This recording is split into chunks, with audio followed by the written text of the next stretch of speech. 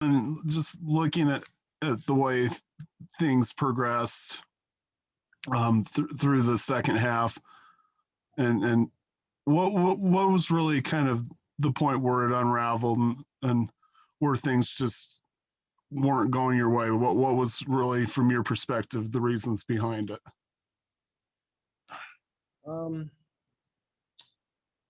First off, I want to start this press conference off by saying salute to Terrence Mann. I've played against Terrence since like middle school. He's always been a dog and a warrior. He played his ass off. He got inserted to the lineup, and he's been hooping ever since. And you know, he's good. He's really good. And tonight he showed it on the biggest stage, and kind of won it for them in a sense. So I want to give him his props, give him his respect, and that's how I want to start off there. As far as the game, I mean, just turned the ball over a lot. We just didn't execute defensively. We didn't get back, letting guys do whatever they want.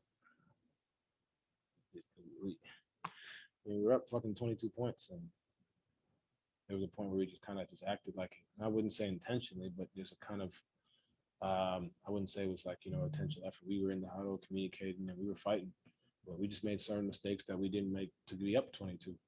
And, like I said, with Terrence, I don't think any of us expected Terrence to go off the way he did. So that kind of, was a little bit of a punch, and we weren't ready for it. And that can't happen, but I ain't got much else for you. Whoever just asked that question, sorry. Okay, next up, Andy Larson, Salt Lake Tribune.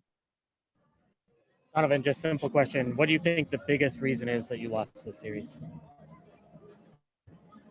I mean, shit, Andy, like, Mike Conley's I think a Hall of Famer. Not having him is tough. We saw his impact in the Memphis series. But with that being said, we did go up 2-0. And I think there were certain things that they adjusted that we were ready for, but weren't ready for. And I think for us, it's just,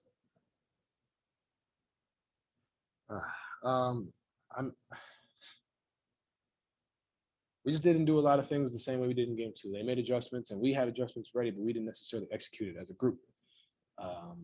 And I think that's, when you have a team that's battle tested, Kawhi, I know he got hurt, Paul, Batum, Beverly, Jackson, Rondo, they got a lot of guys who are battle tested and seen it. And then you got the coaching staff who's pretty good too. They made adjustments, and we made great adjustments as a coaching staff, as a team. But I think for us, we just didn't execute it on the floor, and that's on us. It ain't on anybody else but the guys on the floor. We were in positions to win a lot of these games, I felt like, and we just didn't. Sarah Todd, Deseret News. Don, with about a minute left, you turned your ankle again, and you were down on the floor and slammed your hands on the floor. And just at that point, the game was getting out of hand. Can you just tell me about your level of frustration, being in pain, seeing the game slip away? I mean, yeah, I don't know, it fucking hurt. And it was just a lot going on. It was slipping away, like you said, and just tried to fight. That's it, really. We all did, but you gotta give them credit. That's there. Eric Walden, Salt Lake Tribune. Don, where were you at physically to begin the game? Like, how close to normal would you say you were? Obviously, it seemed like you were maybe kind of trying to ease through your pregame warm-up based on what we've seen before, and then you go out and have that kind of crazy 16-point first quarter. How were you feeling when the game started?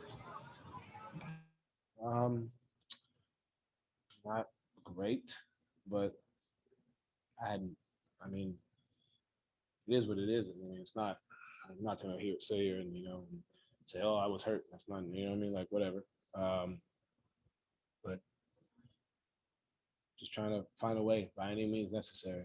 That was the mindset. Mike went out there, battled his butt off. We all did. But sometimes you just gotta have the mental fortitude to understand that we didn't want to go home. Not ready. I wasn't ready for this. Still not mentally ready for this to be over. I worked so damn hard, for this for us to be here and for it to happen like this. I think for me and for all of us is devastating. You try and fight through things and try to continue to battle and battle and fight. And I don't know. I told you it's tough. They're a talented team. They did a lot of different things, and it's tough. It's tough. It's tough. Okay, last question, Rachel Nichols, ESPN. Hey, Donovan, congratulations on just fighting through such a tough series. What is it like for you for like the next week or so? What do you remember from last year, or just sort of how you're going to feel, and when do you start to kind of come out of it? Well, Rachel, it hasn't fully sunk in for me yet. I'm still in shock. This summer is going to look a little different because obviously I'm hurt, so definitely trying to rehab first, so I'm ready for next season. And I don't know. I mean, I don't know what the hell I'm gonna be doing next week. I mean, I'd probably be sitting here mad as hell watching the games and doing whatever. But this hurts more than last year because we were up again and lost, like again. And this is gonna eat at me for a long time watching the Clippers and the Suns play in the conference finals, and even watching the finals. Like this had an incredible regular season, made so many pushes, and we continued to fight. But man, like this is gonna eat at me even when I go to the grocery store, I'm gonna be thinking about this. Like, you know what I mean? Like this is wow. I don't know if that puts it in perspective for you, Rachel, but I appreciate that. And I know all of us on this call, we really appreciate you being so gracious this whole season, Donovan. Thank you. thank you. Yep, that's it. Thank you, Donovan. Thank you.